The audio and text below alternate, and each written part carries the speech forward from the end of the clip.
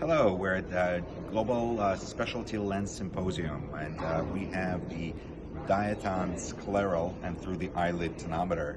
I'm here to demonstrate how it operates, how quick and easy the pressure can be done, completely independent of the corneal properties, corneal thickness, crookedness, rigidity, scarred corneas, keratoconus, and so on. Kat, would you mind if we do it on you? No, not at all. Let's have a seat.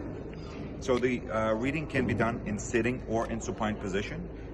We do use alcohol swab to wipe off the tip of the device. Okay, nothing's touching the eyeball direct, just the upper eyelid. So with the patient, you have the patient sitting up and then reclining back a little bit to have a little bit of an angle on the patient's back. Get the head as horizontal as possible, okay, and do extend the patient's finger to center the eye at about 45-degree angle. This part could be moved up or down, side to side to center the eye. So the user actually has a complete control. So now,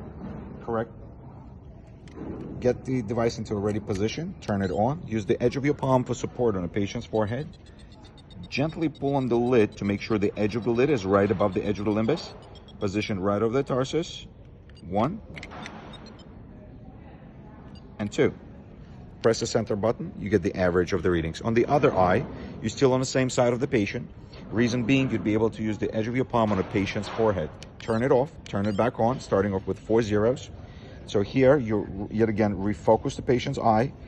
Make sure the head is as horizontal as possible. Get a thumb to pull on the eyelid. So as you could see, you have about 1 millimeter of sclera visible. Get the device into a ready position. Use the edge of your palm for support. 1. If you hear the beeping sound, actually helps you find a vertical position. Once you're vertical, beeping stops. And 2. So -2 is number of readings that we've taken. Press the center button. That's the average of the readings. Okay. This technology also allows to measure intraocular pressure through the lid, but more importantly also with the lens on the eye. With that said, this was a quick introduction of the transperiperbral and scleral tonometry from GSLS. Thank you for your attention. Looking forward. Visit us at diaton.com.